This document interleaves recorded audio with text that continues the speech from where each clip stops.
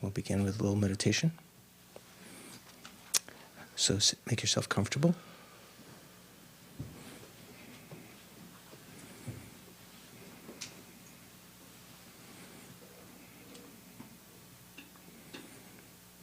Whatever worldly, samsaric worries, anticipation, excitement, depression, whatever that might be accosting you, let it go for this time, remembering that it's all impermanent. All of so many events of our life we thought were really important. We lost something, we lost some money, didn't have something, wasn't going right, but over time it looked much different. All of it's impermanent. Also, remembering right from the start, all of the events of this lifetime are like illusions. They don't have the truth that our mind attributes to them. They arise because of our karma. Place your attention on your breathing.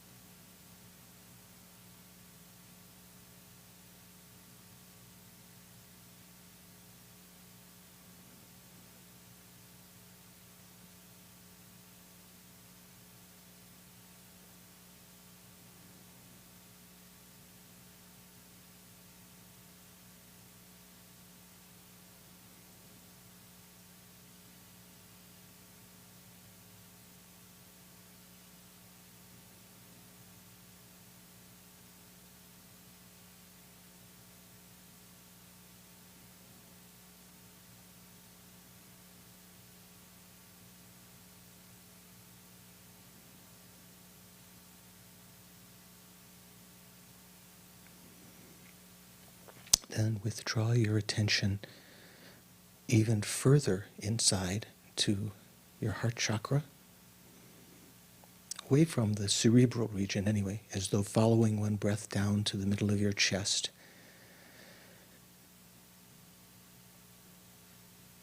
Leaving the doors of your senses, the eyes, the ears, the nose, tongue, and body sensation, like withdrawing inward. Just focus on the contents of your mental consciousness.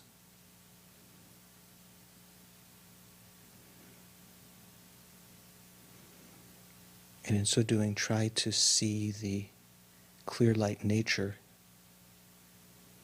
of that mind within which all the content arises.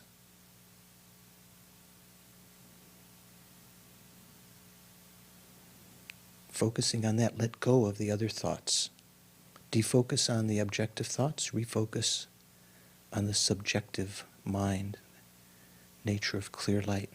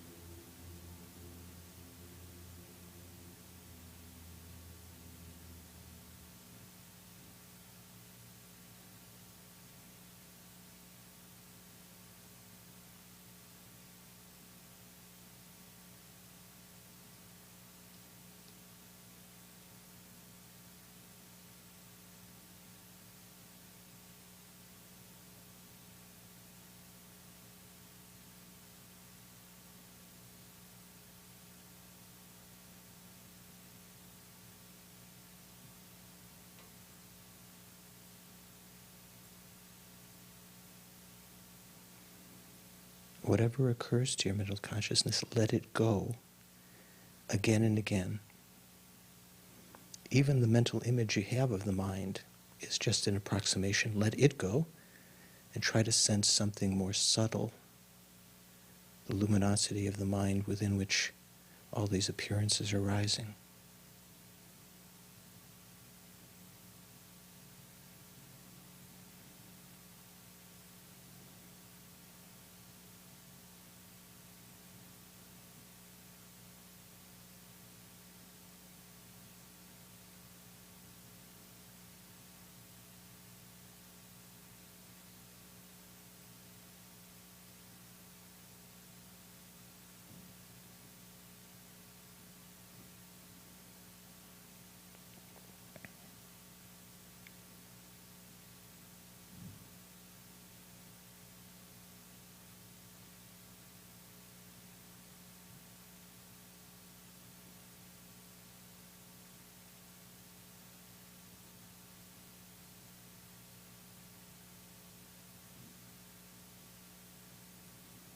Let go of the sense of the body,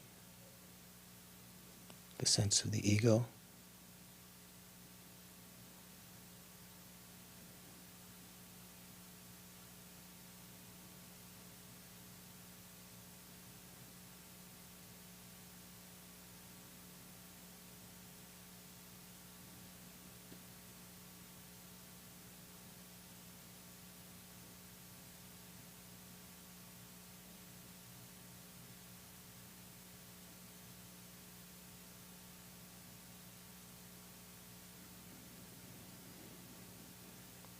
Within that non-conceptualizing state, quiet, try to recognize that we have at present an incredible opportunity, leisure and endowment, human life, that's impermanent, changing with every second.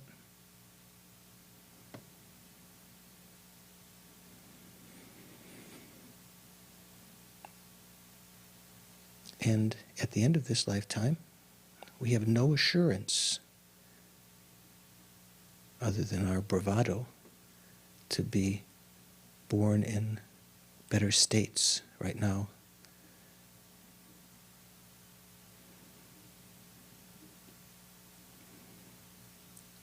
Recalling that the Dharma jewel,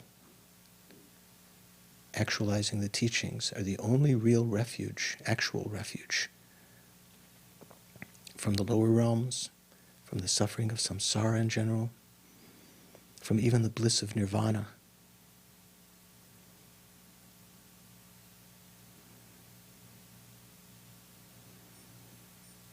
Try to develop a thought of Mahayana refuge, seeking guidance, protection from the Dharma, the Buddha who taught it, the Sangha who helped to practice it,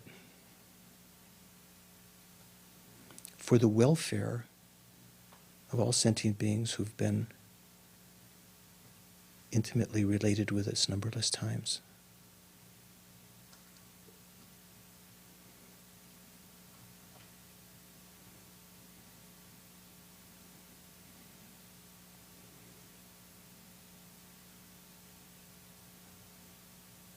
I think I must achieve a state of the full actualization of my potential, a state of enlightenment,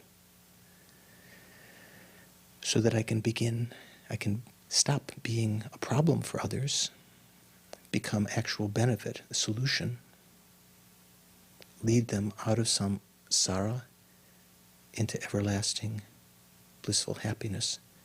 For that purpose, I'm going to listen to the quintessential teachings on the path to enlightenment, the stages of the path.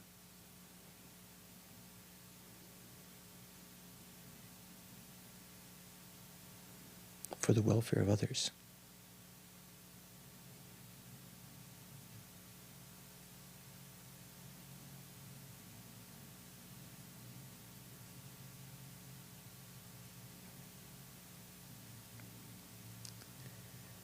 And then bring your attention back to the present.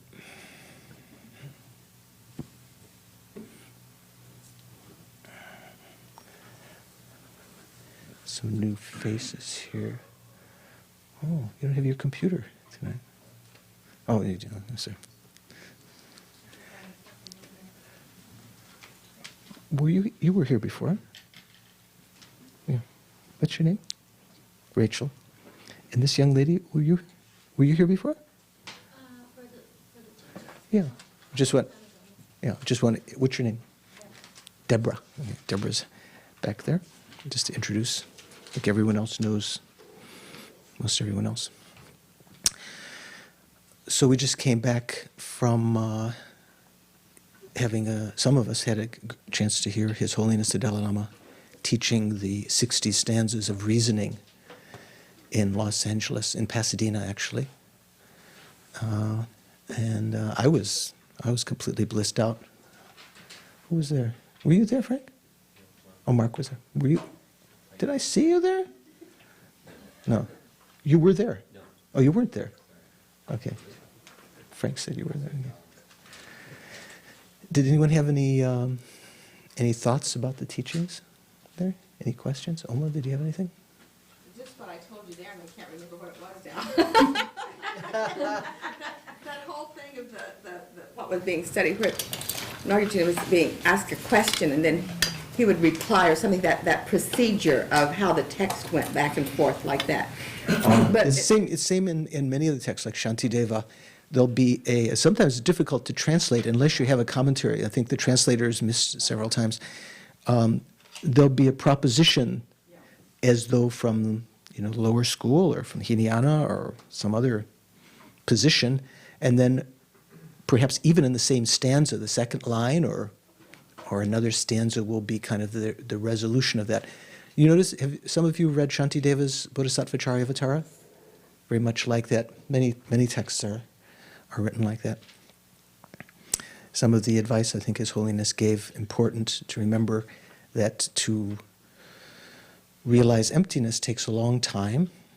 You shouldn't have sort of like expectation that if you haven't realized it in 6 months or 3 months, you had one course on emptiness and you haven't realized it yet, that all is lost.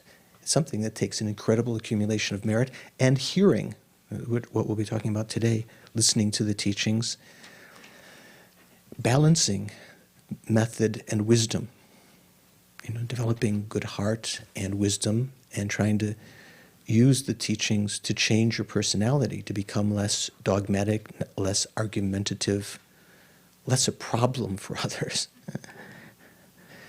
I always think of that. Okay, so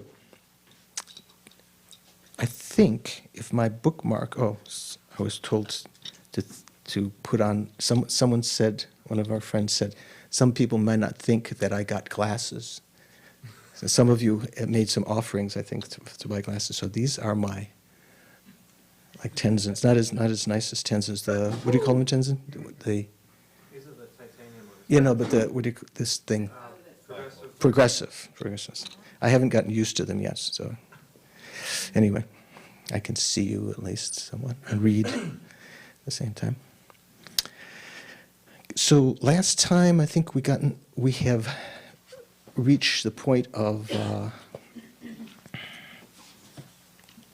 how to listen and explain the teachings. Is that right? Did we begin that a little bit? I think, No? my memory is we started to, but we went back and did addition some more. Yeah. And I think the greatness of the teaching is what it was. Yeah, we did, we go through the greatness of the teaching. Yeah. Oh, the greatness of the teaching, enabling one to find the conqueror's intent and so forth. Okay. Okay. So who can I ask? Is it Eric? What are the four main outlines of the text, do you remember? Of the Lam Rim? What are the four main outlines of the text? Remember? Oh, you can look at it. Okay, I thought you should. No. No, that's okay. Don't. Okay, you've got three. What are they? Greatness of the teacher. Don't turn on the camera. Is that what? Greatness of the teacher. With the greatness of the teacher, greatness of the teachings, how to listen to the teachings, and then how to not properly teach the How to teachings. lead the disciples. How to something. lead the Yeah, disciples. good. But they're a little bit longer, so that's good to remember that way, and then to add the rest. So, showing the greatness of the teacher for what purpose? In order to establish the lineage and that he or she was, that in order to that they were indicate born what? in a, credibility. that they were born in a good lineage. No, those are sub-outlines. Showing the greatness of the author in order to indicate the authentic source of the teachings. And they had a bunch of sub-outlines, right? About his, how a teacher was born in a perfect family and so forth. And then the second one, showing the greatness of the, okay, so you show the greatness of the author, these splendid qualities, in order to show the authentic source of the teachings, this Lam Rim teaching. Then in order to, how to say, you show showing the greatness of the teaching in order to what?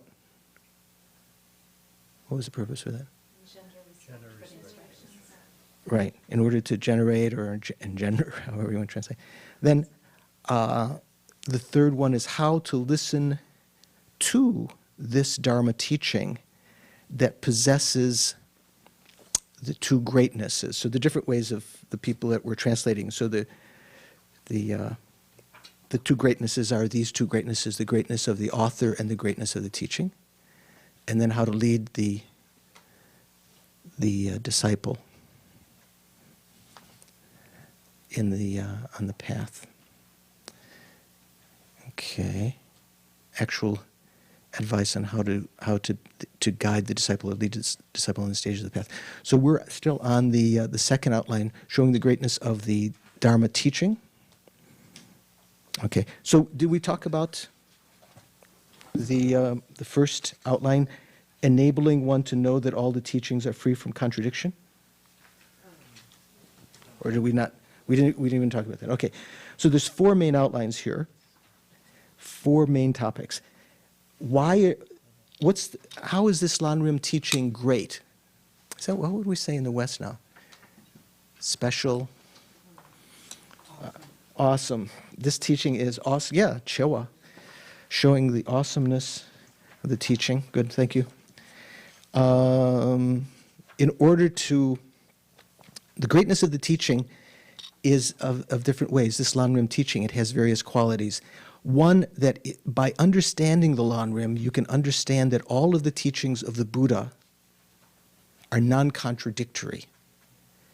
This is very important because a lot of times scholars today, even people that have a cursory understanding of Dharma, they encounter the teachings, some from the Theravada today, maybe something from Zen, different flavors of the snippets of teachings, or they follow one tradition, and they may see contradictions in the teachings between the various tenets, between the Chittamatra and the Majjhimaka and so forth, and they might think one is better than another, and in so doing,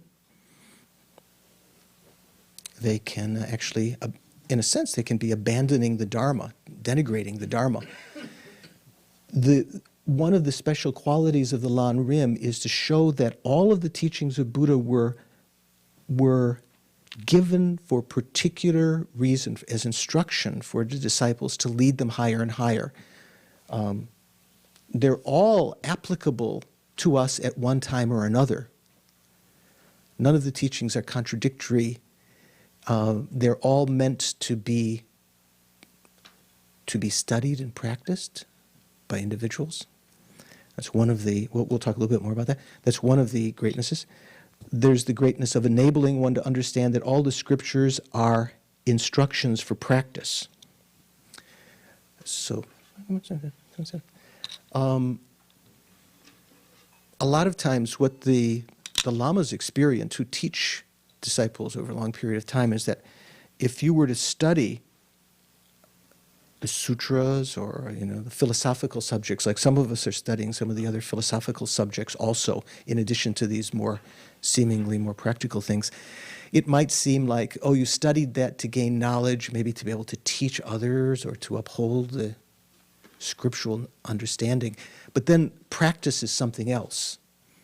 Maybe you have to go to some hermit up in the mountains or some yogi or yogini with special powers and get some special secret instruction what to practice.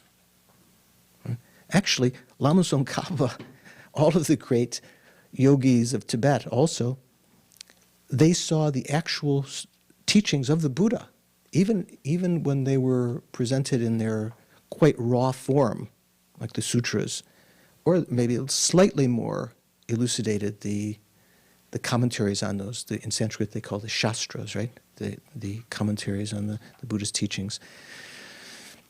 They saw those as the actual things to practice. So the Lam Rim teaching is, in a way, in a sense, helping to put in perspective all of those teachings and reminding us how to put them in perspective, how to put them into practice. Put those very teachings, Uttara Tantra, into practice. The Abhisamayala Alamkara into practice. The 60 stanzas of reasoning into practice. What they're all, that they themselves are the instructions. They themselves are for practice. So it said the greatness of enabling one to understand that all the scriptures are instructions for practice. So one, to see that none of the Buddha's teachings are contradictory, that all of the scriptures, that means the sutras and the commentaries and so forth, that seem so awe-inspiring, are actually instructions for practice. And then thirdly, the greatness of awesomeness of enabling one to easily find the Conqueror's intent. So the Conqueror means the Buddha, of course, right? I was listening to one of the DVDs the other day when I was making it. I think I might have said, instead of saying martial terminology, it sounded like I said marital. I said, you know what I mean by martial terminology? Like when we talk about the conqueror, the foe destroyer, the warrior kind of. In all religions, you find different kinds of themes in different presentations. Certainly in Christianity, you have onward Christian soldiers, and in Islam they talk, and I was saying in Christianity, the good fight, and in Islam they talk about the jihad and so forth. They're all, pardon? I think that's something different. Maybe.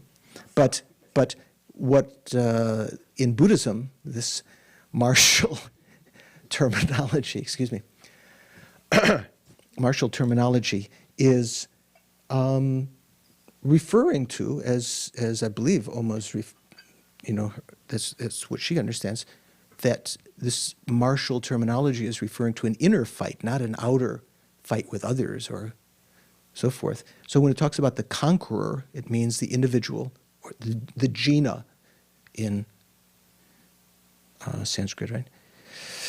Like when we say jina putra, what does jina putra mean? Do you know that? Putra means son, like Shariputra, son of Shari, son of the conqueror. So that means it's an epithet of the bodhisattvas, offspring of the conqueror, like Rajaputra, the son of the king or is the prince, or a similar kind of thing. So the greatness of enabling one to easily find the conqueror's intent.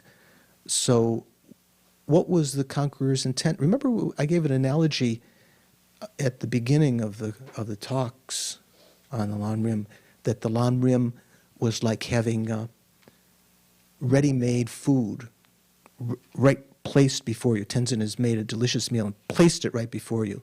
The sutras are kind of like the raw materials. The shastras are kind of like maybe the sauce. Tomatoes have been boiled down and the grain has been ground. And the Lam Rim is like ready to put into practice. Easily to find the intent of the Buddha, because if you were to try to delve into the sutras themselves, you'd have to have incredible instincts from previous lifetimes. As some of the fortunate beings that listened to the sutras had, to be able to get the gist of what Buddha was leading at. Also, it depended on the context, right? The Buddha was leading disciples at that time. They'd heard all the other sutras. They were in communication with other people. For us to understand what the Buddha was getting at, what his intention was, that's a word that comes up very often in the teachings, in the names of sutras and so forth. Intention, what the Buddha was really getting at, what the point was. It's very easy to kind of to put our own take on things, right? And then the greatness of enabling one to refrain automatically from the great wrongdoing or from the great misdeeds.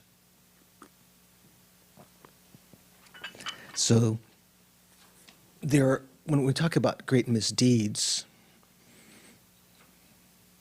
it refers to some of the things that are the heaviest kinds of karma, like abandoning the Dharma. Obviously, criticizing the Buddha and bodhisattvas and so forth. Because I remember when we were in Nepal, when I was first ordained in the, what would it have been, the 70s, late 70s, mid-70s. Gelwa Karmapa was in Bodhanath at the time, the last Karmapa. And he made a point of telling his students again and again the very heavy negative karma of criticizing other traditions, criticizing the Dharma, criticizing one tradition of practice and so forth. That's the kind of thing that's considered to be one of the great misdeeds. So one of the special qualities of the Lam Rim is in understanding, seeing this progression as the path is laid out in the stages, how to practice devotion to a spiritual teacher, recognizing the value of our human rebirth. All of these have sources from the sutras and the tantras. It's not just like Lama Tsongkhapa thought, oh, this is a nice thing to say. In fact, it's incredibly fascinating to find out the sources of the quotations, where the Buddha talked about a life of leisure and endowment, and when he talked about these 18 factors and so forth, when he talked about impermanence and death. So understanding these stages of the path and how all of the Buddha's teachings had a point, had a purpose for us in our own development and for other people. They're not contradictory. that they are meant as instruction. Everything that the Buddha said was meant as instruction. And that, what was the third point here? That you're able to easily see the intent of the Buddha through this kind of presentation, and also this kind of presentation. Because when it's talking about the greatness of the teaching, it means this kind of presentation, this Lam Rim, has that special quality of helping one to automatically refrain from these great pitfalls. So I'm going to leave that for you to read, and we can go maybe asking some questions about that next time. And because that section, and I'll go back to it again, but I wanted to start today on how to listen to and explain the teachings, the next outline. Well, it depends on what book you're using. If you're using this one, it's page 55. You're welcome. Gotcha. Okay. So this is the third main outline, how to listen to and explain the teachings.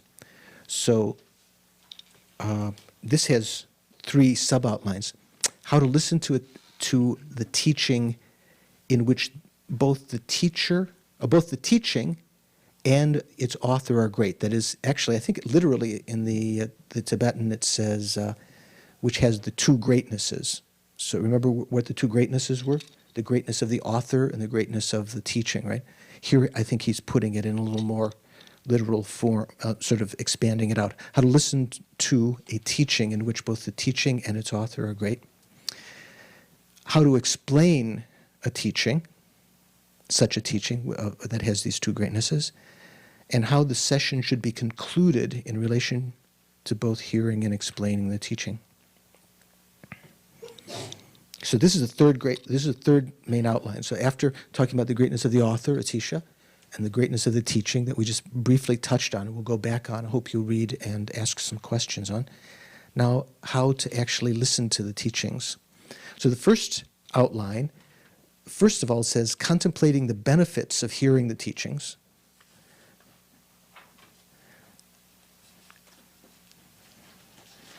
Then developing reverence for the teaching and the instructor. Doesn't necessarily reverence, maybe correct behavior, etiquette, something like that. Yeah. Reverence could be. In Tibetan we say rimdro cheba. And third, how to actually listen. So that has sub-outlines. Abandoning the 3 faults of a vessel, you've probably heard many times, comes from teachings of the Buddha, and relying on the 6 recognitions or 6 ideas. Okay. So first of all, contemplating the benefits of the teachings. First of all, contemplating the benefits of hearing the teachings. You can read quotations that Lama Tsongkhapa gives here, but all of my teachers, I can have incredible reverence and energy for hearing the teachings. I can remember once in Bodh Gaya, I believe someone told me this story about one of my teachers, Serkon Senchab Rinpoche. His teacher and my teacher, Ling Rinpoche, Khyabje Ling Rinpoche, was going to be giving a discourse in the temple, and people were strolling toward the temple. It was some early before the teaching, and Serkon Rinpoche was walking very, very fast. He was very old and had a lot of trouble walking, but he was walking very fast and showing displeasure with his attendant, I think, that he was slowing him down, and wanted to get there before Ling Rinpoche, first of all, to be reverent. Usually for sutra teachings, you should be there before the teacher. And Tantra, usually the teacher does something first, so you come after the teaching, after the teacher. But anyway, showing how important it was to attend. I think of all of the faults that I have, if I have any quality at all, it might be that I've tried my darndest, I guess at best, tried my best to hear the teachings when there was an opportunity. I think I've that's it's as the quotations from the sutras say. The teachings themselves are like a jewel. Learning, listening, studying, reading about the teachings are like the acquisition of something very, very precious, like the jewel, the Dharma jewel, that can protect us from suffering. There's no other refuge other than the Dharma, and there's no way that you're going to acquire that other than first hearing it, or in the case, because the word tupa in Tibetan here, when we say hearing, also in the Indian language, it can mean also reading, but there's some special, obviously some special power in so directly hearing a teaching because of being in the group at that time, having some karmic connection with a group, hearing teachings later, reading, just like when we read the sutras, because we don't know the context. We're not actually there, maybe the sky, we don't know what the sky was like or how difficult it was for people to come there and so forth. There's something special about being in actual teaching, besides in addition, the actual transmission itself, the oral transmission of the teachings. Let's read a couple of these quotations, a couple of parts of the quotations. There's a quotation that Lama Khapa, there's many, many things one could say, but he's taken various things that struck him as important. There's a collection in Sanskrit called the Collection of Indicative Verses. Do you know what that is? It's kind of like in, the Dhammapada? You heard of the Dhammapada? You never heard of the Dhammapada? Who's heard of the Dhammapada? Dorji has. Okay. What's the Dhammapada, Leo? Oh, that's a...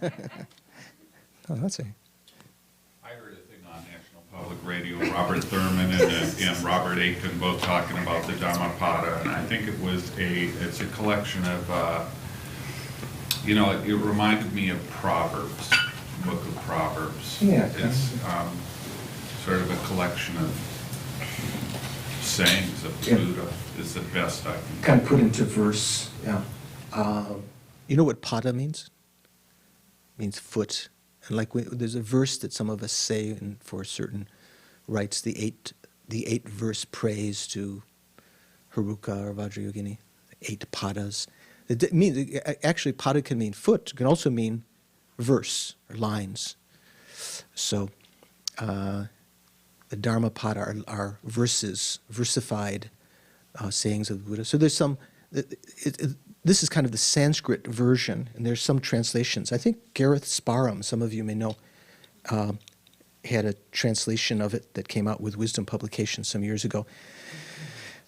Here there's one of the verses that says, through hearing, phenomena are understood. So listening to the teachings. Through hearing, wrongdoing is overcome. Through hearing, what is meaningless is eliminated. Through hearing, nirvana is attained. So I think in Geshe Zopa's text at this point, in his commentary, if I'm not mistaken, he mentioned some story about a person who was asking the Buddha for some advice. Let's see if we can find that here.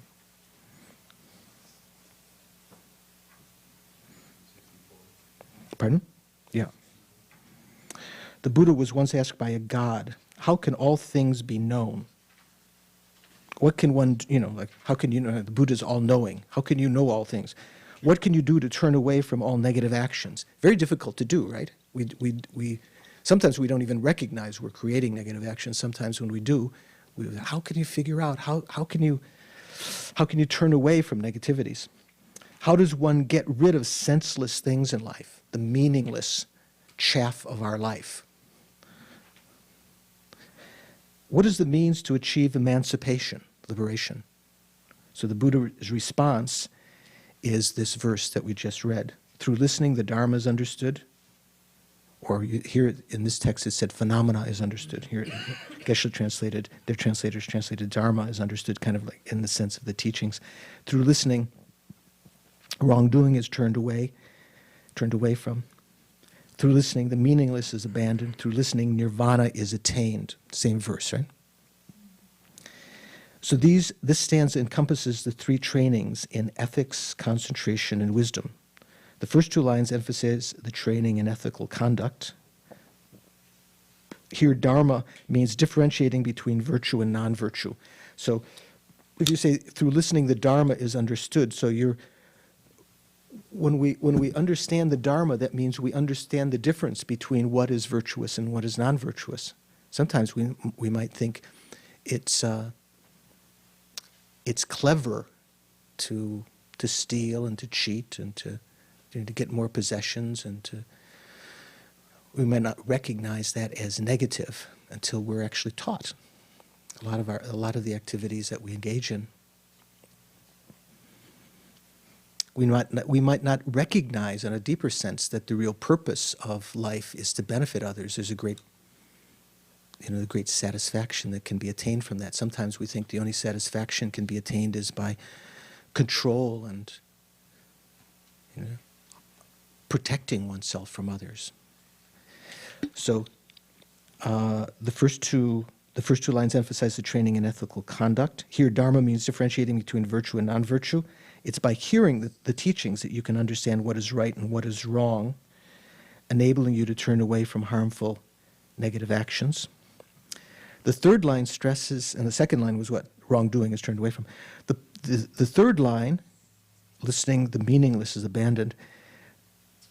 The point stresses the training in meditative stabilization. Why is that? The point is that the distracted mind operates under the power of the senses, wasting time on meaningless activities and never focusing on the virtuous activities. Oh, Doggy was joining us. So the meaningless, when you try to concentrate at the beginning, do you notice your mind wandering sometime? So how do you... Yeah, once in a while. What's that? Once in a while? So how does one overcome that?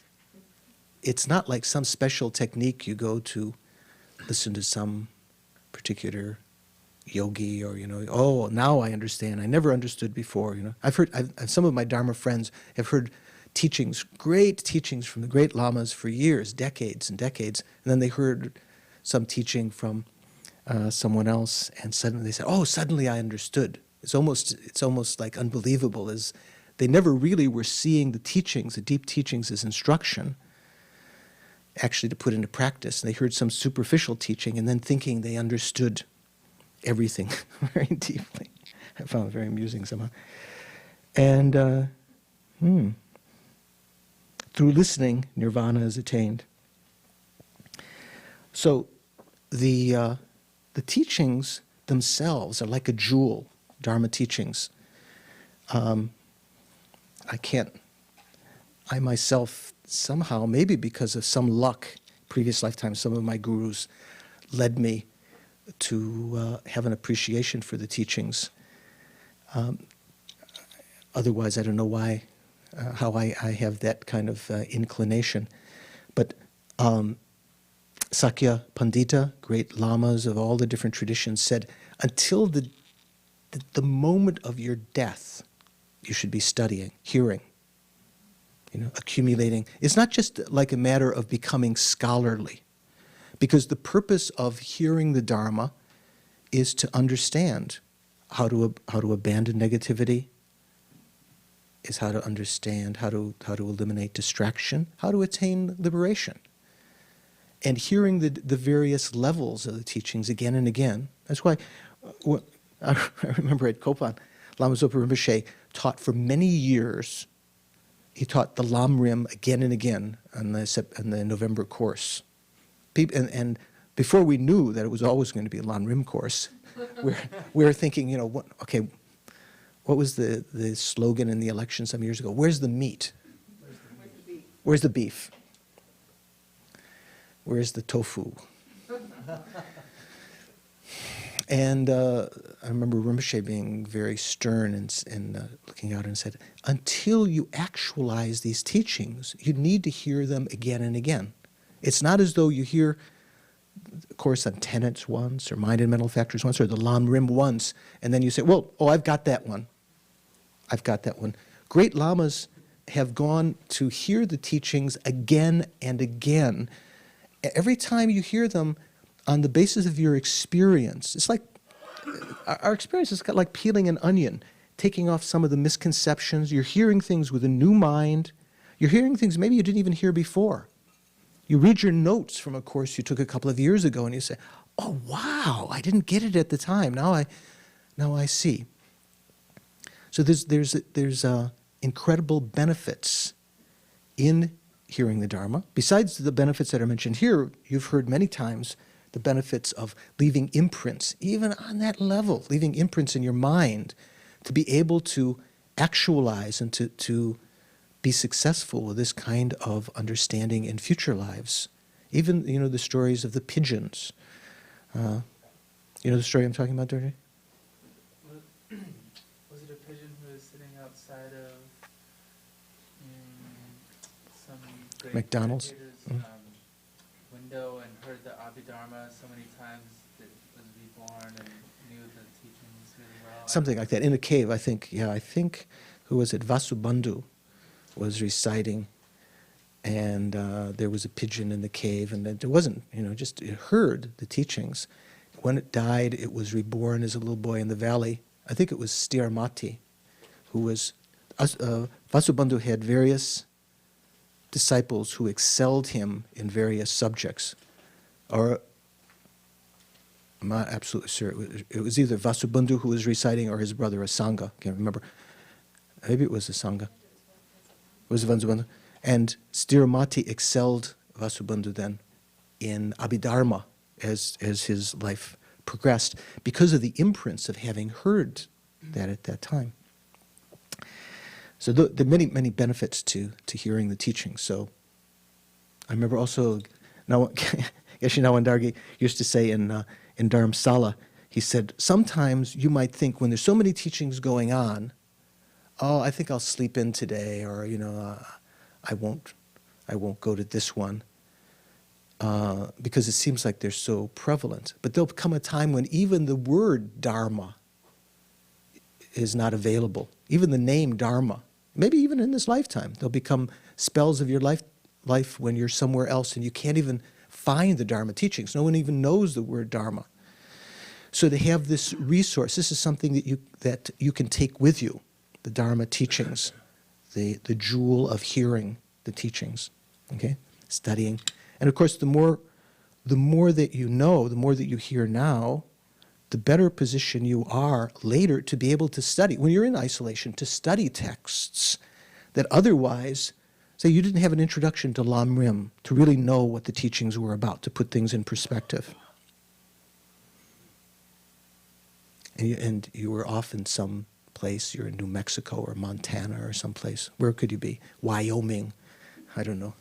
And you've got a big stack of sutras, but you're not even motivated to read them because you don't see how to put them into practice.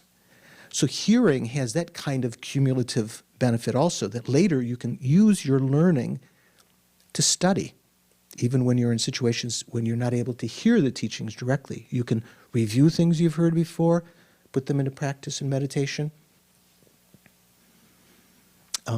Many of you know Lama Lundrup at Khapa, no? Lama Lundrup. I think I asked him, or I heard from some other people once, because he would take care of the boys. He was the head teacher for many, many years. I think is he the abbot at Khapa, no? He's sort of the head teacher for many years. And had to take care of so many things during the daytime. And didn't have a chance necessarily to go to a lot of teachings because he had other responsibilities. But because of the years he'd spent in study at Sera Monastery, he had a great deal of accumulation of hearing. And so at night he read texts and was able to go deeper You know, I think some of you might have had, some people came up, maybe they were just trying to make me feel good because I've mentioned that I thought this is something you'd experienced. In Los Angeles, some of you said, in hearing the Dalai Lama's teachings, you were able to understand more of what he said because of the study that we've done. Some of us noticed that. And that's the kind of benefit also of the benefit of listening to the teachings. Just something occurred to me. One other thing about, just go back for a second to the last outline about the greatness of the teaching, Lam Rim teaching. One way of looking at the Lam Rim, his special quality, is that it allows you to see not only the teachings, but everyday activity, how you can see everything that you encounter as, can I say grist? Is it grist for the mill or grist? Grist for the mill? Do you know what that means? No. Oh. What is grist? It's what's round. Right. Some reason. Coarse. What, Louise, do you have any idea what grist? Grist, I think, is sort of like, it's something that has to be like the raw things that with the husk on them that you're going to mill and take off. You're going to try to refine. Not sure. Maybe you can check grist for the mill. Lama Zopa Rinpoche, everything that he encounters, he's able to see because of his training in Lam Rim as a teaching. Say, for instance, reading the newspaper. One of the qualities, the greatness of the teaching of Lam Rim is that then, having known the Lam Rim, you know how to read the newspaper. Can I say that? Does that make sense? You might say, well, I know how to read the newspaper. I go to the sports section, then the comics, and then I go to the stocks or whatever. That's not what I mean. How to read the newspaper, like Lama Zopa Rinpoche said, one of his favorite sections of the newspaper is the obituaries. How would you read the obituaries? He said, often the obituaries say, so-and-so died unexpectedly. Say, whoa, how many people died, unexpectedly, leaving other people grieving, people that didn't realize, had not actually prepared their minds for death. Death comes to everyone. Everything, you can see some things, some teaching, some articles kind of remind you of the delusions and the practice of the person of lowest scope in the Lam Rim. Occasionally you'll see some kind of mention of something seemingly altruistic that someone does for the benefit of others. Nowadays seems rare, and it might remind you of practices of the individual of intermediate scope or of great scope. Even the Lama Zopa Rinpoche, one of his favorite sections of the newspaper is "Believe It or Not." I think when I was a kid, there was one, Ripley's. I don't know, there might be other ones. They have other kinds of varieties. Someone else has some, baby born with two heads and this sort of thing. And Lama Zopa Rinpoche would always say, none of these things, it's not as though any of these things have happened for the first time. All of this has happened numberless times before. All the results of karma, all of the manifestations, whatever kind of strange things happen, is kind of a manifestation of karma. Okay, that was just to go back over that. So contemplating the benefits of hearing the teachings. So the teachings are like a jewel. Don't miss the opportunity of accumulating that. Developing reverence for the teaching and the instructor. So Chudang Chumawa Rimdro. Here it says reverence. How did Geshe Sopala, the text, that didn't necessarily mean that Geshe translated, because sometimes they may have, developing reverence. Is that what they said there? Yeah, for the teaching and the instructor.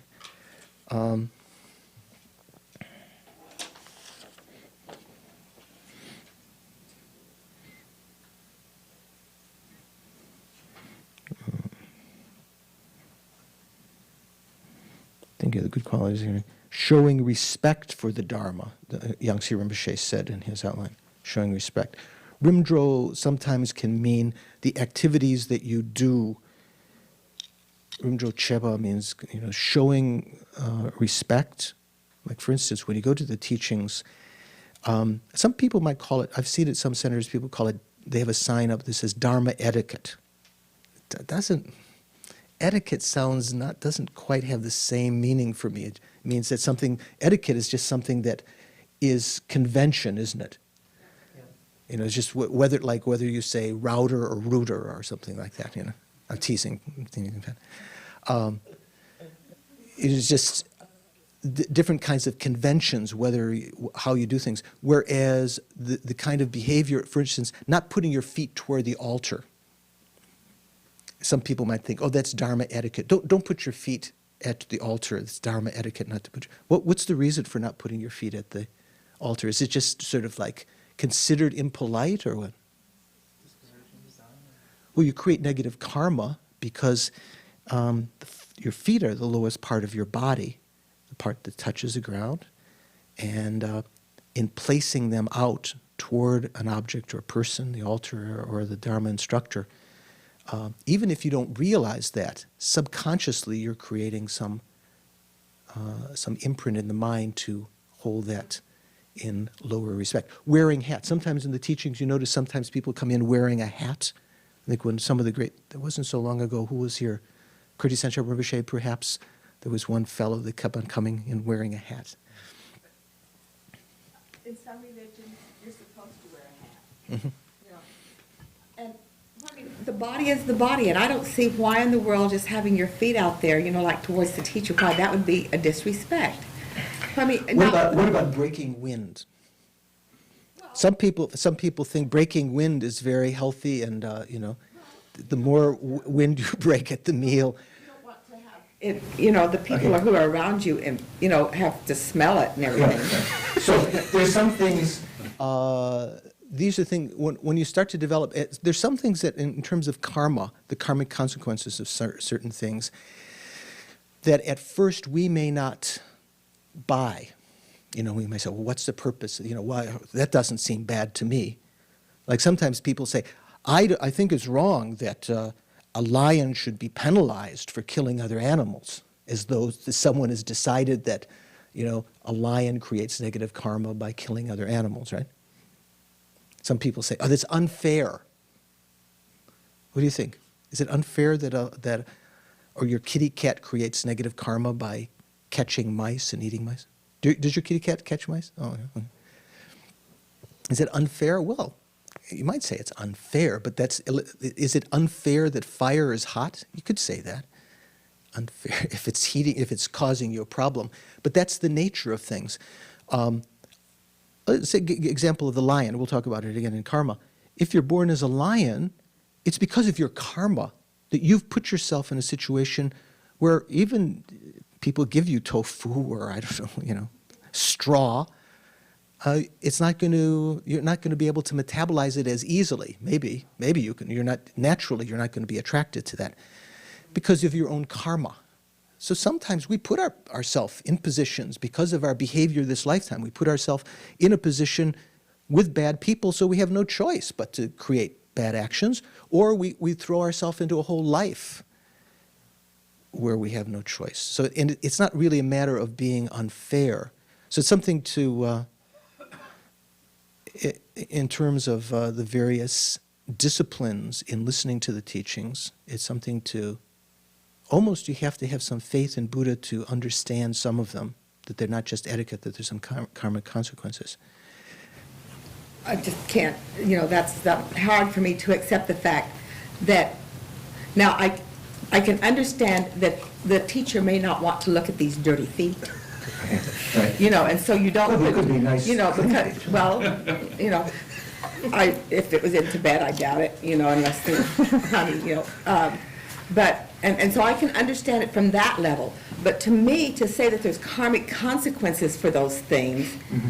it's almost like saying that, to me, it's a rationalization. Well, it's right now. And then they say that there's karmic consequences after this rationalization. Right now, indeed, a lot of things seem like that to us, Yeah. not just to you, to a lot of us. A lot of things seem, especially about karma.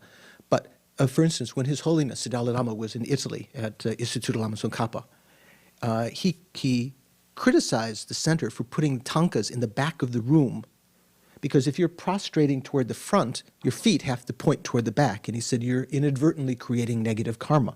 So if you might think, well, that's just etiquette or something, but there's some karmic consequence. Remember the story of the fly who was carried around the stupa on a floating pile of garbage or excrement or something, creating some virtue. So karma is very, very subtle. And also, I think the tea is probably very subtle, so let's take a little break. Okay. How are we doing? Any questions? Carrie, you have a question? No? So, second outline is, after contemplating the benefits of hearing the teachings, developing reverence for the teaching and the instructor, or the Dharma instructor. There's a quotation from the Sutra of Skittigarbha. Who is Skittigarbha? Skittigarbha. It's in the text here. K-S-H-I-T-I-G-A-R-B-H-I. It's in your book here. Skittigarbha. There is a representation of Skittigarbha, the Bodhisattva Skittigarbha, there. Also at the same, larger one up at the top of the hill by the bell and everything. And in the other temple, is it the same size as this or middle in between? No, it's another one. Kind of Chinese version. Skittigarbha is one of the 8 bodhisattvas, 8 great bodhisattvas. It wasn't that there were only 8 bodhisattvas, but they're called 8 great bodhisattvas. Essence of earth. Tibetans say Se Ningpo. You ever heard? Sai. Sa means earth. Se Ningpo. And Skittigarbha has various kinds of benefits. It's one of the bodhisattvas that Lama Zopa Rinpoche has ascertained is very beneficial for this age, especially for the FPMT, to make prayers. Like he especially makes prayers to Skittigarbha, to the medicine Buddhas, and so forth, various things that he's determined are karmically relevant. So there's a sutra, Skittigarbha, and there's a quotation from it that says, "Listen to the teachings with one-pointed faith and respect. Do not censure or deride the speaker, the Dharma speaker. Honor your instructor. Develop the idea that they are like a Buddha." So although the section on Guru devotion comes later, even in listening to the teachings, it's said, like when the Buddha himself gave teachings, when he first gave teachings, he took the robes and built a throne, even if no one else made a throne, not out of a sense of arrogance and he should be higher and others should respect him, but out of respect for the Dharma. And we can kind of understand that too. The more that we respect the Dharma and the teacher, the person who is expounding that, because the more that we respect them, the more we put ourselves in a position of being like a vessel to be able to receive those teachings and actualize them. If your mind is always very critical and finding fault and thinking, I've heard this before, they're making, George is making grammatical mistakes, he's telling too many jokes today, whatever. You could be right, but probably right, but it's not the best way karmically to prepare yourself to hear the teachings.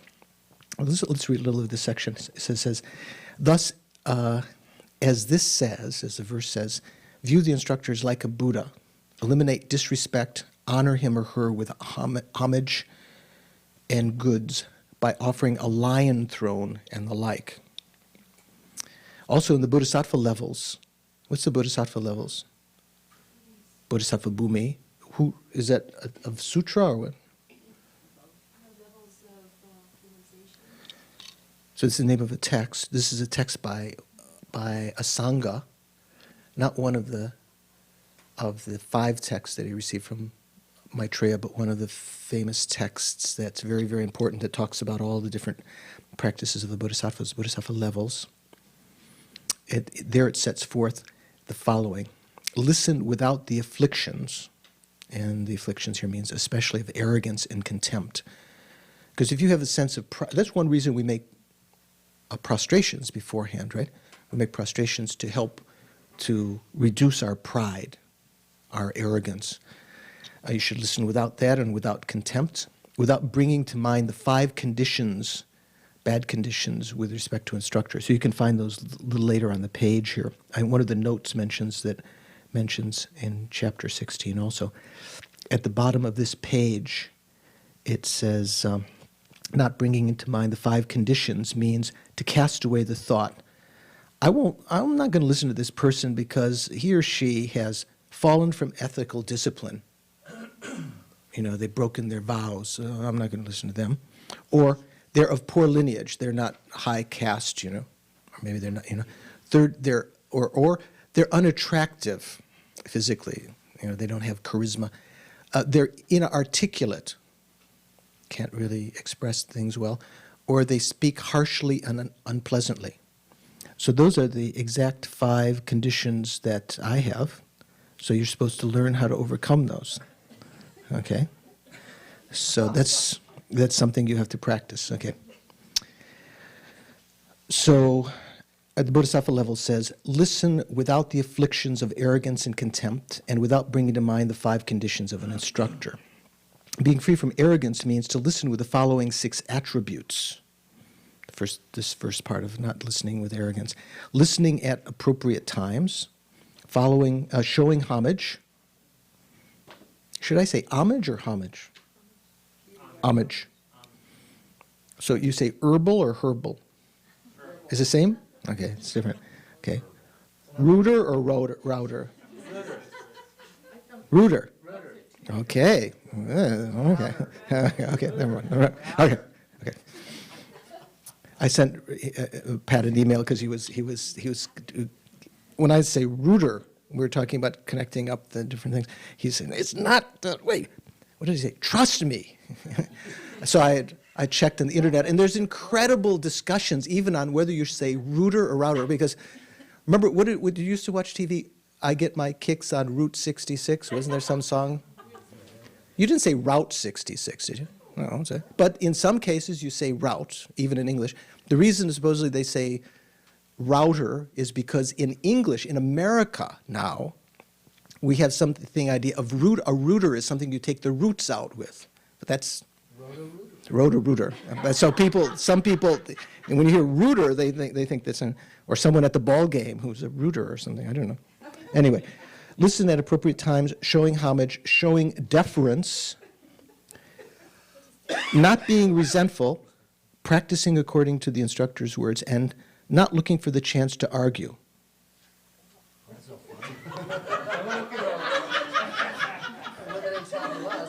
I won't mention any names.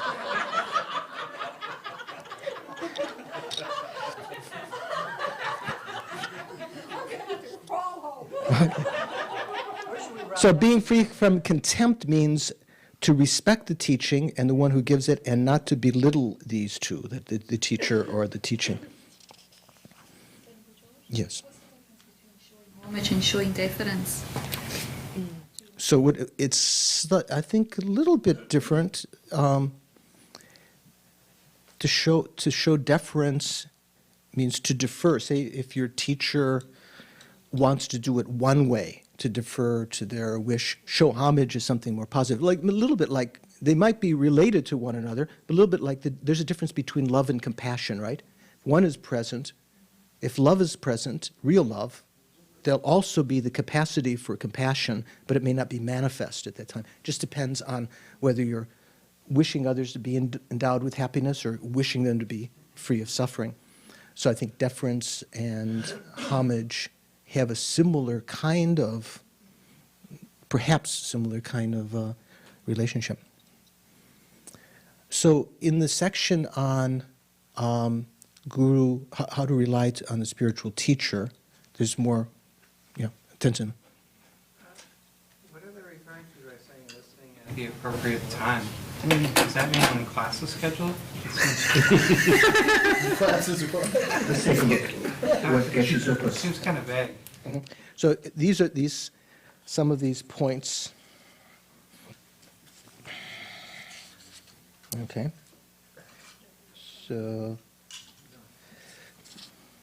So on page 70 in Geshe Zopa's commentary to the Lam Rim Chenmo, we won't go into so much detail on everything because the text that is the requisite text for this course is the middling Lam Rim, and it won't go into so much detail, but occasionally it's definitely worth to check these out. But you can find many kinds of doubts, Tenzala, you can clarify them here. On the top of page 70, he mentions this quotation from the Bodhisattva Levels. Who can see where he talks about? So the time should be appropriate. If your teacher is busy with other things, you should not think only of yourself and in a pushy manner, teach me now. Me. Instead, you should be happy to hear the teachings when it is convenient for your teacher. Okay. And here, the third way to listen is to demonstrate reverence, and as is traditionally expressed, to show reverence to, like I remember Lama Yeshe, sometime to give him massage or to cut the hair or things like that for your teacher. That's kind of the positive side of things. So to defer to them means not to be pushy and demand that your way of doing things is right. Later, when we talk, very soon, when we talk about how to rely on the spiritual teacher, there's more mention of different kinds of behavior with respect to the Dharma instructor and so forth. But, yeah. Midian, thank you. Is it okay? Yeah. When you mentioned about if the teacher, I think it said ethical fall down or something, then that's not a reason to reject the teacher, to not listen to the teacher. What? Well, in the Bodhisattva teachings, sometimes the Bodhisattvas actually may actually create actions of body and speech, negative actions of body and speech, not of mind, but of body and speech, for the welfare of others. And from the outside, it might look like they have broken their ethical discipline. In Dharamsala, when we were there were various Rinpoches, incarnate lamas, who took the aspect of giving back their ordination, and some of the Tibetans, they lost all faith in the.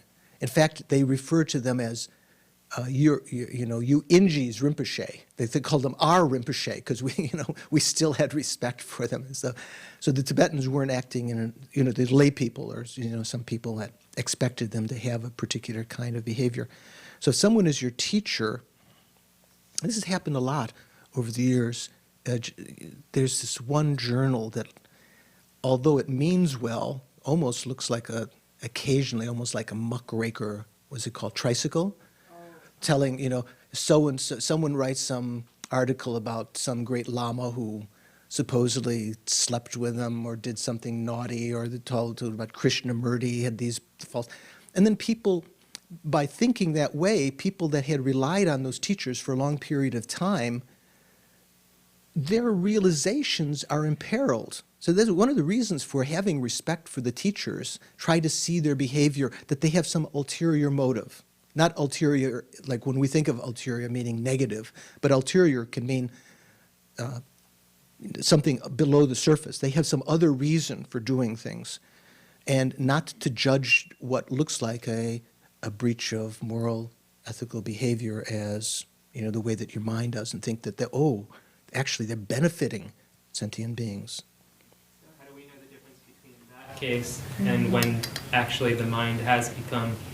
Well, you have to judge. That's why you have to take a long time before committing yourself, this comes in the section on relating to a spiritual teacher. At this point, it's just talking about listening, okay? There's a difference between listening and there's a demarcation between listening, accepting someone as a Dharma instructor, and accepting them as your guru. If you have, sometimes there's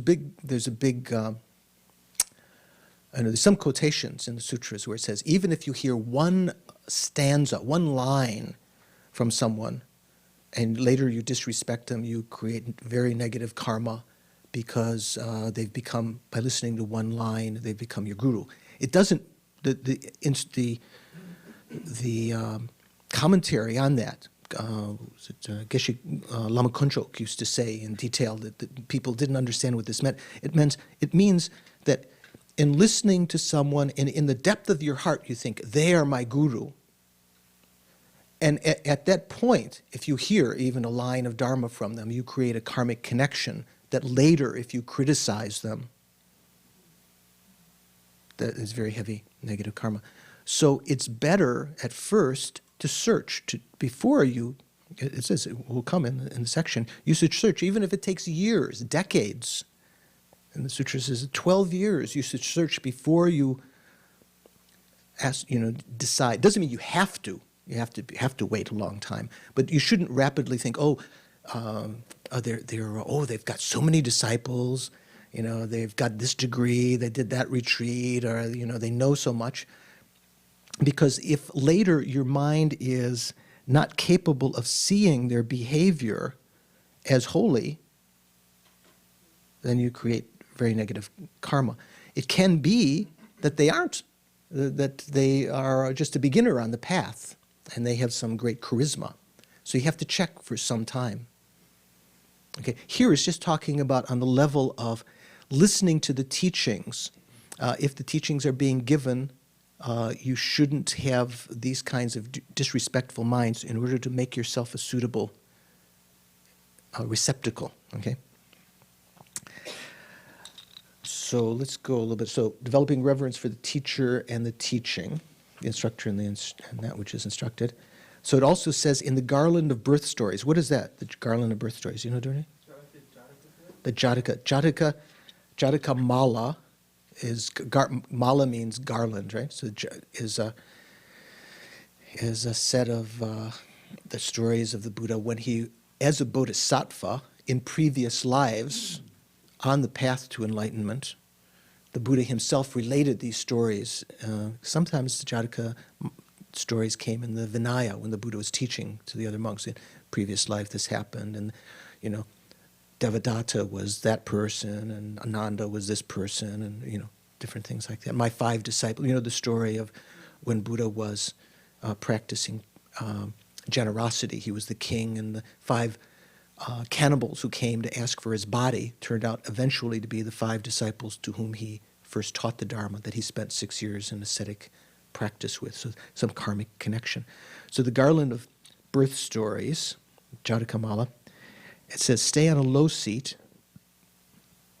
This is talking about when we're listening to the teachings. Show the glory of discipline. Look with an eye of delight. Show respect in one-pointed obeisance, as if drinking a nectar of words. Show reverence and listen to the teaching with clear delight and a mind undefiled, like a patient listening to the words of a doctor. Have you seen the behavior of Lama Zopa Rinpoche in teachings? With respect, deferring. Like I remember at Vajrapani, many times Rinpoche would take the aspect of asking a question near the end, and Venerable Kirti Sanchar Rinpoche would say, no, there's no time now. And Rinpoche would just completely defer, and as though listening with such attentiveness, as though the nectar of the Dharma was coming down. Not just for show, not just etiquette, but there's some karmic consequence. Like when we were talking about before, even though there's some things, some disciplines, such as not placing your feet at the altar, not wearing a hat or so forth, that we may not understand how that karma could work. the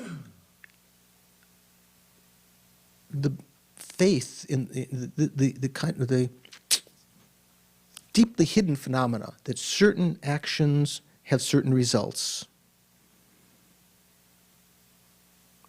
are, can be deeply hidden, like a particular result, born in a particular time, because of this you'll be born in a particular time, or have that result at that particular time in this way.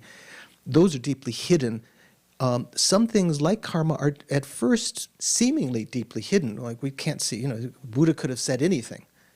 It's only through developing faith in Buddha, by understanding the wisdom aspect, understanding emptiness, which other teachers did not teach, that is so liberating. I mean, if those of you who had the chance of being in Pasadena heard His Holiness explaining about emptiness and becoming a little clearer.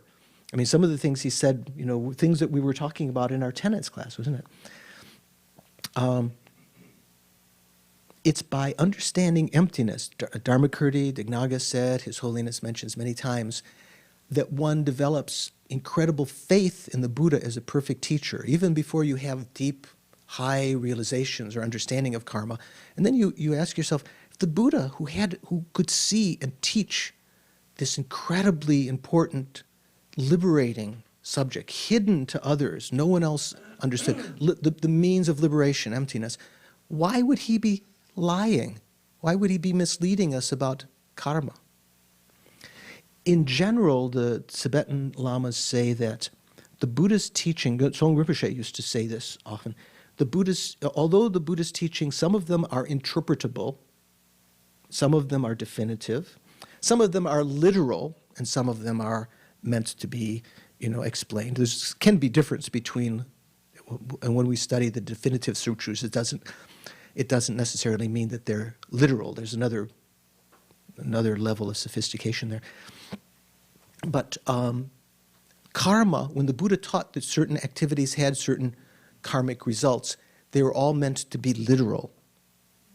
That is not, when the Buddha said this action gives this result, the only caveat, the only kind of qualifier of that is when the Buddha said things like, if you recite the names of Amitayas or Amitabha, you'll be born in Amitabha's Pure Land. It didn't necessarily mean that the next life or immediately. So there, one has to understand some things like that. You're still creating the karma for things, but not necessarily immediately. Does that make some sense? So in general, things like the karmic consequences of various kinds of actions with respect to the Dharma, like many times Serkon Sentra Rinpoche used to say, when teaching about the Lam Rim, you should honor the text, even the texts, even though they're not the Dharma realizations themselves, they're the means to achieve that. And by paying respect to that, you are paying respect to the Dharma, you create virtue. By disrespecting it, you create obscurations in your mind to making realizations. Like if you use the book, you're cold, it's raining, and so you use the book to sit on or something like that, the Dharma text. Or you take out the pages and you use it for toilet paper or something. Who knows? Serkon Rinpoche used to say, because in Nepal and India, when we were there at that time, now there's more toilets and flush toilets and stuff, but there were a lot of, what do you call them? Deep drops, is that what they call them? Toilets where you... Don't you use that expression, deep drop? Open pits, okay. Maybe that's in Nepal, they call them that. It's just like outside of Lama Zopa Rinpoche's cave, and also other places around there in Nepal, there's just sort of like a little wooden platform, and you walk out and you do your duty. And it drops deep, it's not like you have to empty it out often, it's like, goes a long way down. So, or a latrine, whatever, Rinpoche used to say, if you go into a latrine, if you saw a Dharma text at the bottom, most people are not going to go down to get that Dharma text. But if you saw a $10 bill, you get your buddies in there, hold me, So Rinpoche said that's indicative of our misplaced sense of the value of things. A $10, 100 rupee note or something like that. Whereas if you saw a Dharma text down there, you wouldn't go down to try to protect that or to read that. So here, next outline, how to actually listen. So how to listen has two parts: abandoning the three faults of a vessel and relying on the six recognitions. Here it says ideas. Dushe, remember when we talked in mind and mental factors, when we talked about the mental factor, what did we call it? Not discrimination. Dushe, yeah, discrimination. Sometimes it's called recognition. Here it's being translated as ideas. If you have the Tibetan outline, it says Dushe Druk Tempao, relying on the six discriminations. So sometimes discrimination can mean kind of recognitions or way of thinking. It doesn't necessarily have to mean exactly as you think of it in terms of the mental factor, but it's related to that. So abandoning the three faults of vessel. Some of you who've heard teachings, Lam Rim teachings, many times have probably heard at the beginning of Lam Rim teachings a presentation of this. Have you heard, Carrie? What are the three faults of a vessel? I just read it. Okay, good. Holding it upside down. Holding it upside so something can't get the in. The fault of a vessel is an upside down vessel, yes. Inverted, yeah. Being dirty on the inside. A vessel that's, full of junk, yeah, okay. And being leaky. Being leaky. Yeah. Okay, so what we, as the idea of a listener, they actually use the word nöpa, which means vessel, or recipient. You could call it recipient, or what's the other word? Is recipient is someone who receives, right? Receives the teachings. So how are we to eliminate those? In what sense do those three relate to us as a listener? Say, what is the inverted vessel? What fault are we to avoid? Because it says abandoning the three faults. So we abandon the fault of being like an upside down inverted vessel. What does that mean? It could be anything from daydreaming about what you're going to have for dinner when you get home to just falling asleep and just outright missing the teaching because you're snoring. Wow. Louise. If we are an upside down vessel, we can't capture knowledge. We can't hold any knowledge. No, I can't have it. Take it in. So if you have a chance to read Geshe Zopa's text earlier on in the very beginning verses of the text, the prelude, the preamble to the Lam Rim that Lama Tsong Khapa wrote, even before the first outline, there's in the commentary it talks about relating one of those verses to the three faults of a vessel. Comes later also. So in terms of, let's talk the other two first. So somehow being like a inverted vessel means the nectar of the Dharma is not even getting into you for one reason. Could be that you're partial, can be other kinds of things. You're not paying attention, kind of like you say, daydreaming. You're kind of there, but you're not there. Okay?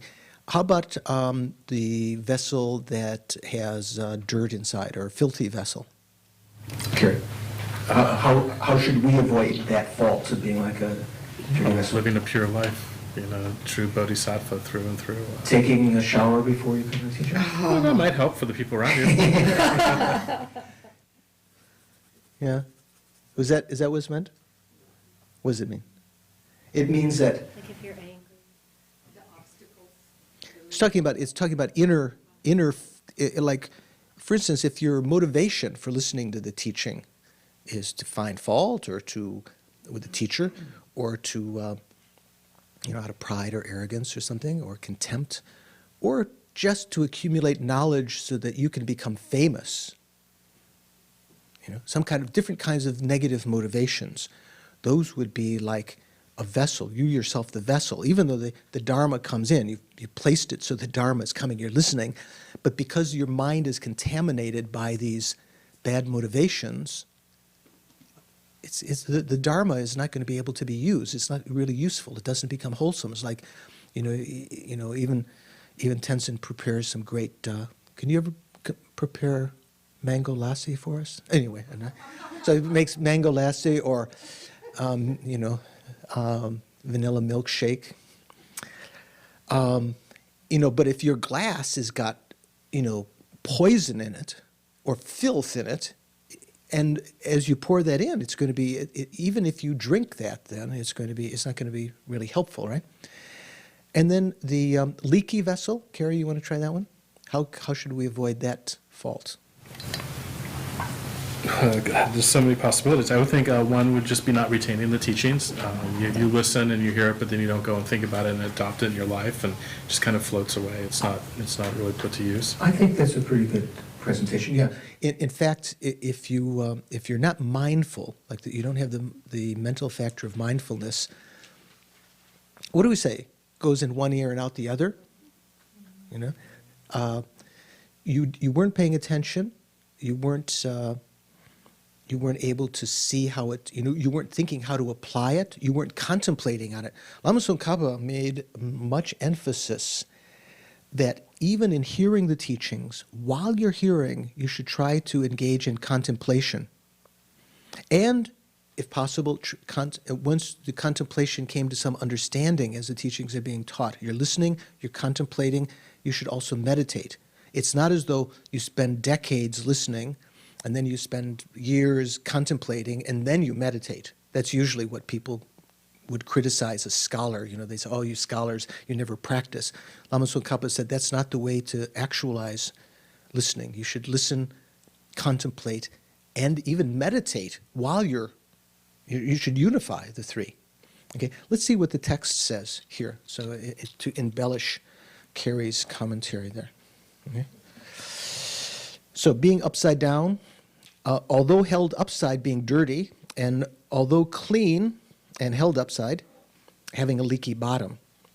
So if it has these faults, then even though a rainfall from clouds assembled by the deities fall upon it, rain will either not go inside, okay, the nectar of the Dharma won't go inside, it will go inside but be unable to fulfill its function to be consumed, to be drunk, because it is contaminated by filth, if it's a filthy vessel, or it'll be polluted, or even it's not polluted by filth, yet it will not remain inside and drain away. Similarly, even though you are staying in a place where the teachings are being explained, there's no great purpose in your hearing the teachings if you don't pay attention. Okay, that's like being an upside-down vessel.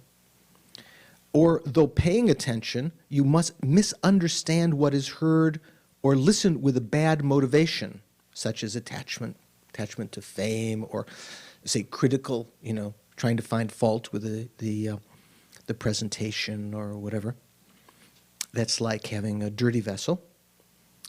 Or though lacking these faults, you don't solidify the words and meanings taken at the time of hearing, but let them fade due to forgetting them and so forth. So the solidification, making them kind of more clear, is that, remember, there's a certain wisdom that arises from hearing, we've talked about on many occasions. A certain understanding the words, a certain wisdom arises. A deeper kind of wisdom arises when you contemplate that. When you think about it in various ways, you see the inconsistency. You might even think you see some inconsistencies, and in contemplating, you try to overcome that. It might take time, because we have doubts sometimes about the teachings. That's a factor that has to be overcome in developing the wisdom of contemplation. When you see something deeper, that can help to solidify the teachings.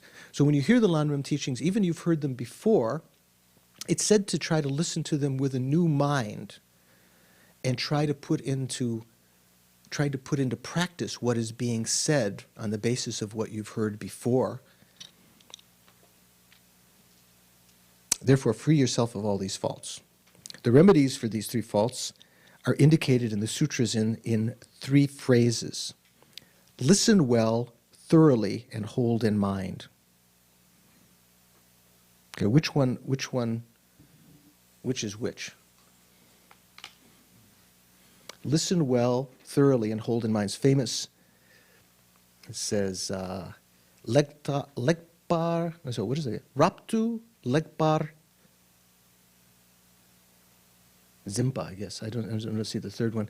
I'd written down some of the Tibetan. The word thoroughly actually comes first, raptu, then lekbar. Lekbar means excellently or properly, and hold in mind. So which do you think those are? Which is which? Hold in mind is what? That's the antidote to not having a leaky bottom. Thoroughly and properly, it's not quite clear which one. Depends on how they. Yeah, depends on how one interprets that. But it has a particular meaning. You can check in Geshe Zopa's text. Now, sometimes we also talk about relying on the 6 recognitions or the 6 discriminations, or here it says the 6 ideas. Oftentimes people don't know this. What are the 6 recognitions or discriminations, Dorchi? Do you know?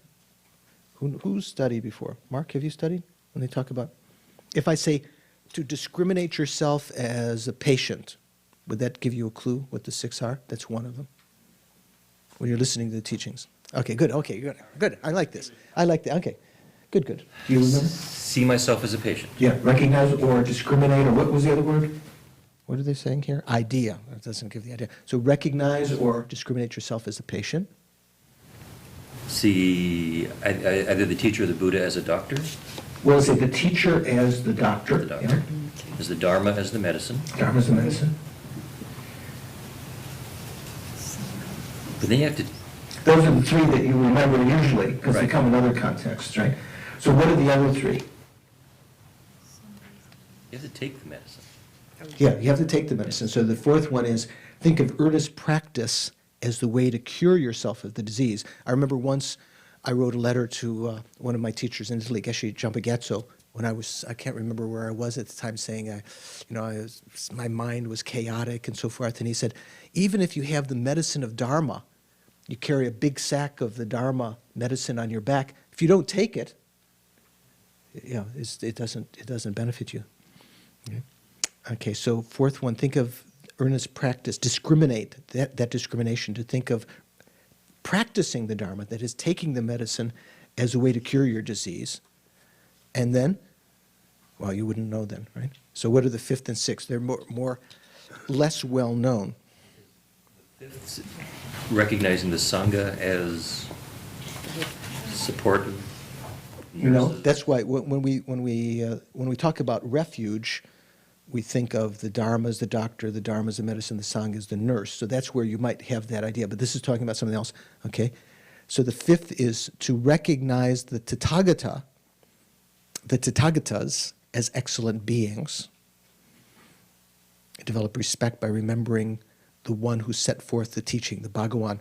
So when Trudon Rinpoche taught here, the Lam Rim, he covered these sections and said that to think of the Tathagata as having first developed compassion, as a result of that developed bodhicitta, then as a result of that for the benefit of others developed wisdom, and so forth. Practice the path, become perfect for the benefit of others. So to have these kind of recognitions that the teachings themselves, not only the Dharma, but the teacher, not the Dharma instructor, but the Buddha, the Tathagata, perfect. The instructions are taught by one who has finished the path, who is a perfect being. Okay? And the 6th one, to pray, to motivate that the teaching will endure for a long time, to have that discrimination. So those are called the 6 discriminations. Let's just go a little bit over the one about earnest practice, because here in Lama Tsongkhapa's text there's a little bit more about that. Sick persons know that their illness cannot be cured without taking the medicine prescribed by the doctors. Well, they don't necessarily know that. They should know that, right? They then take the medicine once they know that. Likewise, earnestly engage in the practice after you have seen that you cannot vanquish such afflictions as attachment without putting into practice the instructions given by the instructor. Do not devote yourself to just piling up words in great numbers without engaging in practice. Have you read the 100,000 Songs of Milarepa? Anyone? Hundreds of thousands of times? Yeah. Okay. Okay. Okay. I was going to say that's a lot. Okay. You know what the 100,000 songs are about? They're spontaneous songs of realization that he gave. So also in his biography, there's a story near when he'd already made great realizations and was sick, and some geshe comes to visit him, some arrogant geshe, and who's always been kind of envious of Milarepa. So one might get the impression in general that because Milarepa kind of, out of his great realization, out of his compassion, is able to sort of deflate this geshe's pride. Someone who had just accumulated words, not actually put the teachings into practice. But you shouldn't think that just because someone, there are different kinds of scholars. There's scholars perhaps that are on the level, probably, unfortunately, it might be Western academia is a bit like that in terms of Dharma studies. My teacher, Geshe Zopa, who gave these teachings, a great bodhisattva, maybe some of you saw in Pasadena, said that it's really difficult. It's a real challenge to try to be a Dharma practitioner and teach Dharma in the university, say to be like a professor of Buddhism or something like that. Not easy. But if you have the talent, if you have the interest, if you have the capacity, the courage, it's worthwhile. But it's very, very difficult because there's so many kind of contrary, adverse conditions. Almost there's a certain current in the last couple of decades that say that you can't be an objective teacher if you're a Buddhist. You can't teach Buddhism objectively if you're Buddhist. So they had Christian, Catholic scholars, not to say, they were by their own religious leaning of some other religion, and supposedly they could be more authentic. From a Buddhist perspective, it makes no sense at all. Oh, were you going to say that? Sorry. No, you answered the question. So there's a lot of, there's so many, there's so many other kinds of courses that you might have to be, you might be asked to teach, so many other kinds of obligations that you might have that aren't necessarily coincident with the practice of, like say, as the great lamas themselves, as scholars, put into practice the teachings. Because in a class, if you teach a university, you're not necessarily expecting your students to put them into practice. It's thought of as just information or history or intellectual, grist for the mill, grist for the intellectual mill. People that are intellectuals, but they don't believe it. So is it? Why would you say it would be so hard to teach it? Because there's so much antagonism. If you are, say for instance, if you are express any kind of interest, you're labeled as a partisan, as a, what's the word? What's another word for partisan? Biased, yeah, non-objective, and so in the eyes of certain beings. That's why some years ago we tried to start. The idea when we were in England at Manjushri Institute, we began to investigate whether the courses we gave could receive academic credit, because then a lot of people would come. A lot of people, they want to, just to come to hear the teachings. A lot of people, whatever, they'll come. But there are certain kinds of people who are kind of inclined, if they get something, some kind of degree, or academic credit. Well, of course, some of us are motivated partially by getting accreditation here also through our own system. But my conclusion was after some years, it was so difficult. There's so many compromises that had to be made. People were not interested, and there was a very condescending attitude that actually what we're teaching is in the tradition of the great seminaries, religious theological seminaries of the past.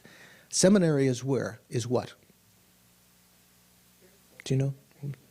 What's a seminary? It's a school for training preachers and... Well, what does it mean? What does a seminary, what does it mean? What's the etymology of seminary? It's where you sow the seeds of religious experience, inseminate.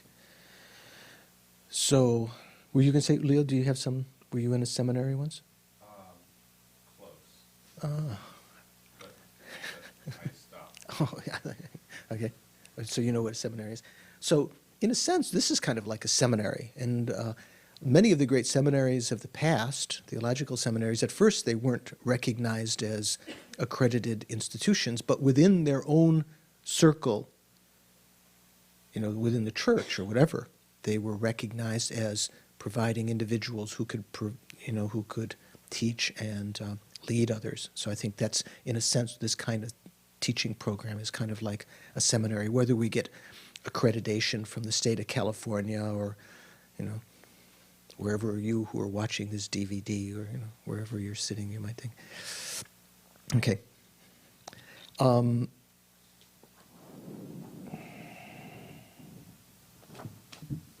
Where was I? Oh, sorry. So don't devote yourself to just piling up words in great numbers without engaging in practice. Moreover, 1 or 2 doses of medicine will not do anything at all for lepers who have lost their hands and feet. Okay, you got a really bad disease. Say you really got, you know, like a really bad infection, like Elizabeth has back there. No, I'm just saying. So if you took antibiotics, you take 1 or 2 doses of antibiotics, and you stop, not enough, right? You have to finish the course to be able to find some result. Similarly, to put the meaning of the instructions into practice just once or twice is insufficient for us who, from beginningless time, have been stricken with the virulent disease of the afflictions. I remember asking Geshe Sopa once about anger or attachment and things like this, and Geshe said, you know, it's like a chronic disease we've had from beginningless time. You can't expect, you know, just, you know, studying the Dharma for a couple of weeks or a couple of years that suddenly, oh, that it's gone. This is something that's going to have to be, until you actually reach the path of seeing, you know, you realize emptiness and you meditate on that again and again. You're not going to have a real cessation of these kind of afflictions. So you have to engage in this practice again and again to diminish them to the extent that your mind is calm enough during a lifetime that you can engage in a continuous practice and study. You can overcome, create virtue, accumulate merit so that you have conditions, both this life and future lifetimes, where you have unencumbered continuity to be able to study and practice. Take the medicine. Before the path of seeing, is there such a thing as cessation? Is there like mini cessations on the Well, sometimes in the Abhidharma they talk about, it says there are 3 things that are permanent. In the first chapter of the Abhidharma Kosha, it says space and the 2 cessations. So generally they talk about non-analytical cessations and analytical cessations. Generally, only real cessation that we talk about, when we talk about the truth of cessation, is only what's called analytical cessation, means something where something has been eliminated from the root through applying the antidote such that it will never come back again. You've eliminated the manifest variety of that and its seeds, its roots, so that it will never come back again. Even if you do that, you haven't necessarily eliminated the imprints of that. That's another thing called the obstructions to omniscience. But before the path of seeing, there's no true cessation. True cessation, the third noble truth, represents an application of the antidote of direct realization of emptiness within one's mental continuum that acts as a direct antidote to the delusions, either at first intellectually formed, later the innate, subtler variety, and their seeds, so that they will never come back again once you've seen reality. It's like you can't fall from that. So before the path of seeing, there's no true cessation. Remember we were I'm not sure if it was in this class or the other class, we were talking about the, or maybe it was in the last of the tenets class when we were talking about the so-called arhats in some of the tenets who could fall from arhatship. It was in our tenets day, right? So supposedly, if you've achieved, so once you achieve the path of seeing, you have a cessation of some of the delusions. It doesn't mean everything has ceased.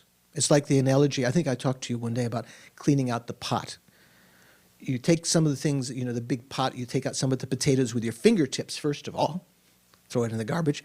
Those are ceased. But there's still more stuff there. Then you get out the green pad and you get out some more stuff. Those are ceased. Then you get out the scraper, or, you know, at different levels. Finally, you're getting in the just soap. And then even to get out the stain of that, you pour in clear water. So there's different levels of cessation, but once they're ceased, they're ceased.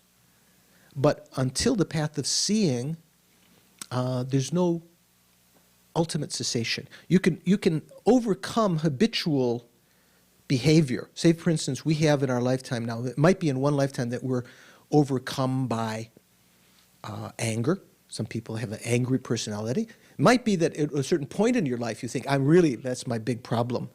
But at a later point you realize actually attachment is what drove you to the anger, and that's what's, you know, or maybe jealousy.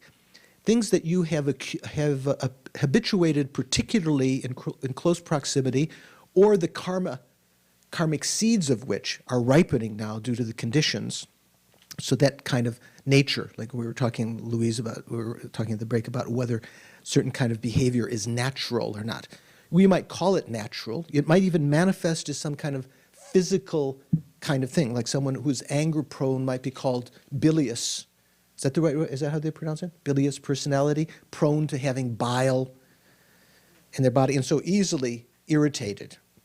Or they might have some kind of inability to metabolize alcohol, for instance. And because of habituation in previous lifetimes, that why we take the body that has that, why out of karma we're thrown into that body is because we've familiarized ourselves with that in the past also. So those are obstacles to us now. The habit energy of attachment or lust or desire to consume or desire to be in high position and to be praised by others and so forth.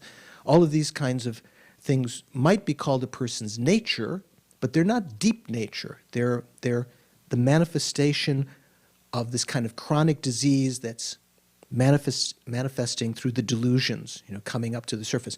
So we can, in order to get to the point where we can cut them off from the root, we have to apply temporal antidotes. That's what much of the Lam Rim is talking about at the beginning. That like Shantideva says in the Bodhisattva Charyavatara, in the chapter on wisdom, all the rest was taught for this. All the methods, the method side is taught to be able to understand wisdom.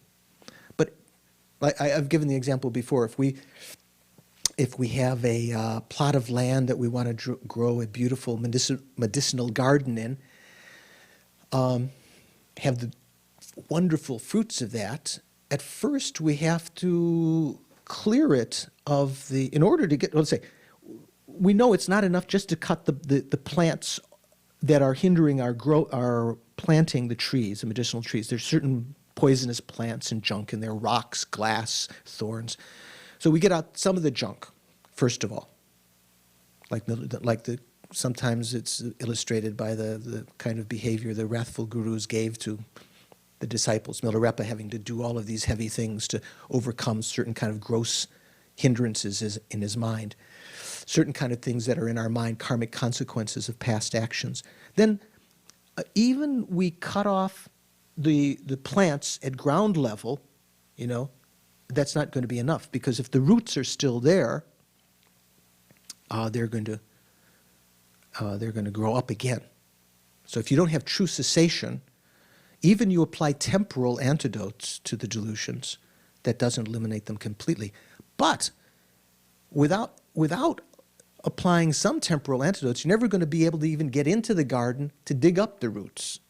You're never going to have a lifetime where there's enough calmness and how to say, non-distraction, because there's so many other things distracting you: attachment, lust, addictions, anger, getting in prison, whatever, getting in bed, getting in trouble, because of our delusion. So we apply the temporal antidotes and we practice morality to be able to have a succession of lifetimes and to have a quiet mind that's suitable to develop concentration for the purpose of developing wisdom, which is like digging out, well, the effect of which, having the wisdom of emptiness, is like digging out the roots, having that true cessation. So we shouldn't demean the methods that we have now, the Dharma jewels. Even if we don't realize emptiness, it just seems like too, as it carries on, we can't grok it, whatever. Right now, still, our understanding of impermanence, or our understanding of the benefits of patience, from the various teachings, or the wheel of sharp weapons, those are like a Dharma jewel. Even though they're not the ultimate Dharma jewel, they're like cutting off the thorns and things at ground level. Even though they're not capable of causing a true cessation, it's definitely worthwhile. We should think of that as a real Dharma jewel now, even though they're not the ultimate Dharma jewel, because they're leading us to that. I've mentioned this, Geshe Tekchok used to mention quotation, I think, from Dharmakirti, that if you see the facets of a jewel that's been lost in the grass or in the carpet or something, and you follow those facets, even though you're not following the jewel, it leads you to the jewel. So even what we're practicing now is not the actual ultimate antidote. It gets us to be able to, practicing the method side, applying the temporal antidotes, calming the mind, practicing ethical behavior, and as we see soon, cultivating a relationship with a spiritual teacher and so forth. So these are the 6 attitudes. Next time we're going to actually talk a little bit about how to explain, how the teacher is supposed to explain. So, for instance, Venerable has to teach sometimes. Some of you will give Dharma lectures sometimes with certain kind of ways of thinking also. And then we'll get into the first of the first of the topics, relying on the teacher, where you would find verses in the various glance meditations on the Lam Rim, like the foundation of all good qualities, or the Lama Chopa verses. The first verse is always talking about relying on the spiritual teacher, on the guru. So that's the topic we'll begin next time. We'll talk a little bit about how to teach, and then we'll begin that. That's very, very important teaching. So if you have a chance to read Geshe Sopa's commentary or other ones to clear up some of these points, read especially about the greatness of the teaching. We'll review that a little, what I skipped over quite quickly today, next time. And let's finish with a little dedication.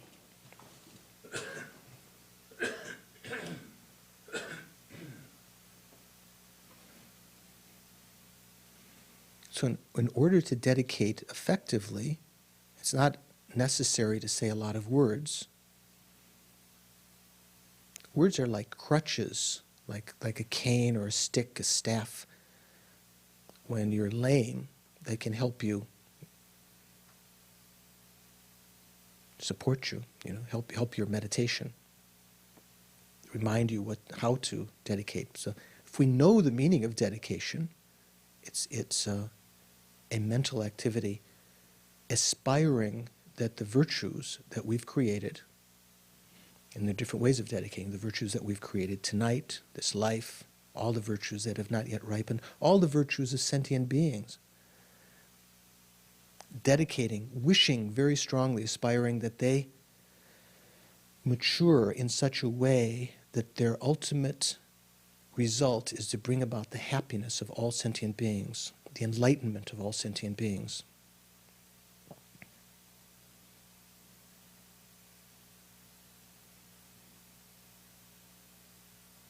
Even our enemies, those that are temporarily causing us problems. Due to these merits, may all sentient beings find temporal, immediate comfort. May the dangers of the elements earthquakes and floods and windstorms and heat and so forth, droughts, epidemics, all of them be quelled. May the temporal danger of unsubdued mind in the world, war, retribution, terror, and so forth, due to these merits, may also temporarily be subdued so that people's minds can be in a position to engage in the deeper cultivation of their minds and achieve ultimate liberation due to these merits. May they ripen in that way.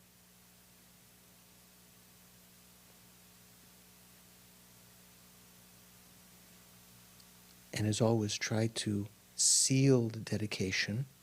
Even if you're just saying verses and there's no verses that say it, try to seal it within the understanding of the emptiness of the three spheres. The three spheres meaning, in this case, the merits being dedicated, the goal being dedicated to, and the act of dedication that joins the merits and the goal.